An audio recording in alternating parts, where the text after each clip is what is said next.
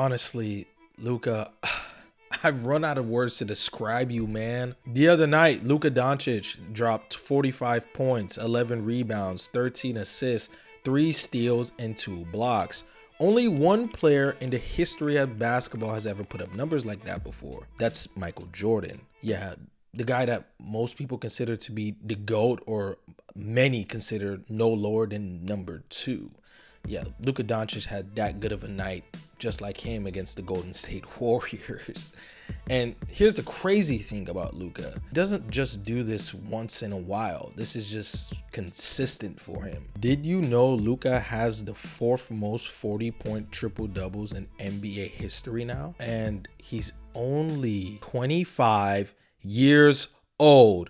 Man, y'all Mavs fan, bro, y'all gotta thank the basketball gods that you guys just got this good of a player, bro. Y'all got so lucky, bro. I'm so damn jealous, man. And what keeps me just sighing and just shaking my head over and over and over the more I keep thinking about it is that he's only 25 years old. I mean, if we think about it, if we look at Michael Jordan, LeBron James, Shaquille O'Neal, if we even just look at it in modern day, Kevin Durant, Giannis Antetokounmpo, Nikola Jokic, all these guys' best seasons happen after they turn 25. I mean, there's a reason why most people consider once you hit 25 is the start of where you peak as a basketball player. So you're telling me the guy that scored 70 points plus points in a game, the guy who also had 60 points, 20 rebounds, and 20 assists, not over a stretch of games, in one game.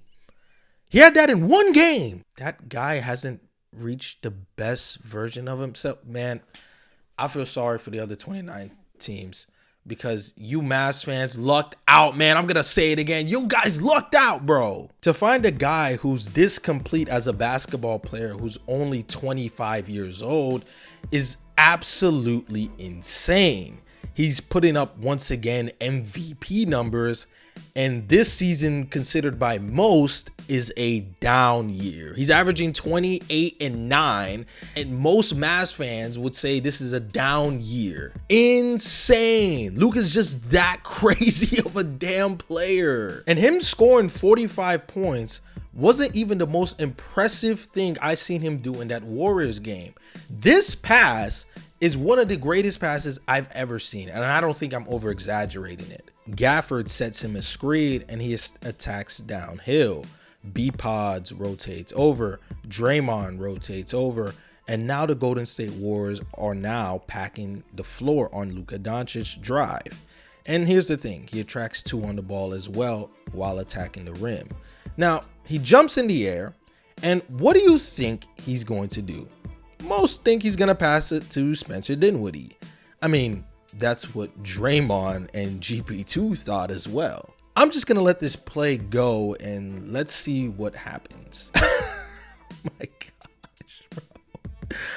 Bro, this man jumps in the air, looks at Spencer Dinwiddie, and he looks over there, somehow, some way, doesn't even look at Quentin Grimes, perfectly passes the ball right into Quentin Grimes' pocket, and then makes Draymond and GP2 be focused on Spencer Dinwiddie, where he was never going to pass it to that side at all. This is not only one of the most impressive passes I've ever seen, this is one of the funniest passes I've ever seen, because live watching it, I was like, oh goodness, he fooled me too. I thought that was going to Spencer Dinwiddie. Nope, the entire time Luka was just looking at Quentin Grimes and passing that ball to him to knock it down to close the first quarter. And just like that stat that I mentioned earlier to start this video, these passes aren't one-offs. This is just something Luka consistently do. His ability to control everything on the floor, even with the pace, because he can slow the game down when he wants to. He speeds it up when he needs to. The defense is always reacting to him.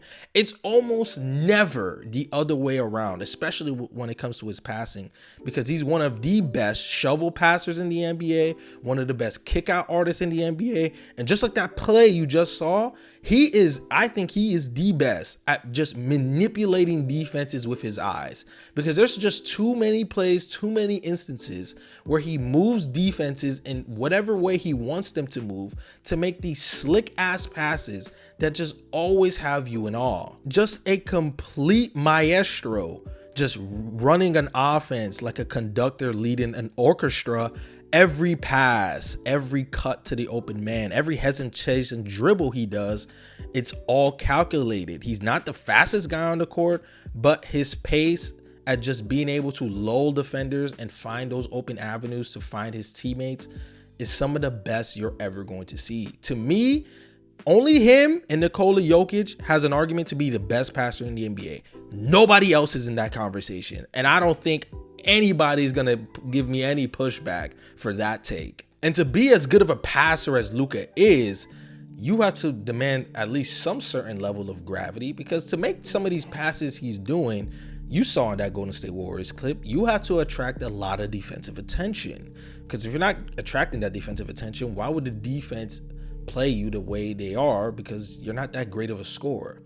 Well, that doesn't apply to Luka, because consistently Luka Doncic is going to score 30 plus points per game. And must I remind you once more, this is a guy that scored 70 plus points and has had multiple 60-point games already, and he's only 25 years old. Yes, I'm going to mention that once more. And his numbers as a self-creator has been down this season. His step back shots, which is his patented shot, has been down this season. His shooting numbers just hasn't been as good as well.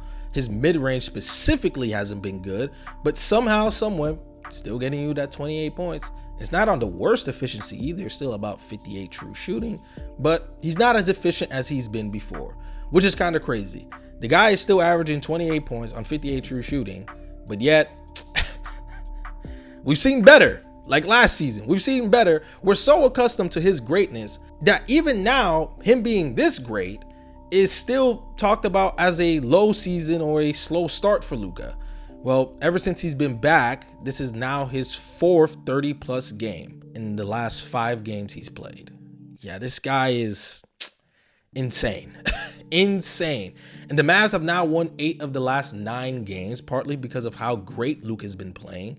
And it just gets even crazier when you put it in this lens. This is the most Luka has ever been off ball in his career.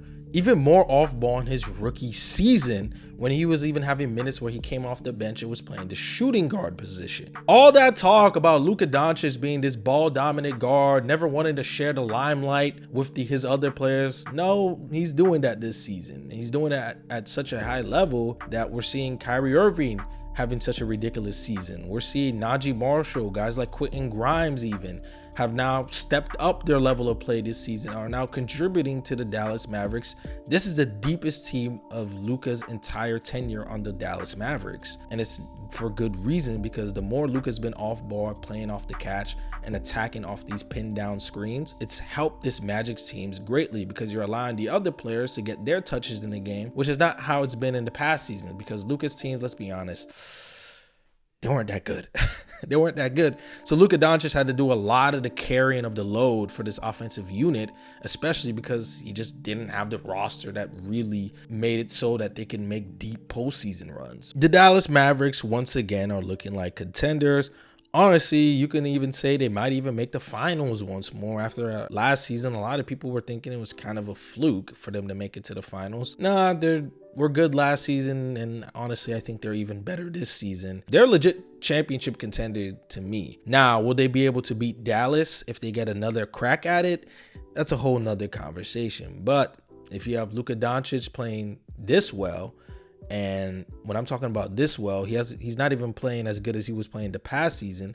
If he gets back to that level with this level of roster, with Kyrie Irving playing this well, you got PJ Washington playing this well, Najee Marshall, Quentin Grimes, and the rest of the crew, well, things can get a bit shaky.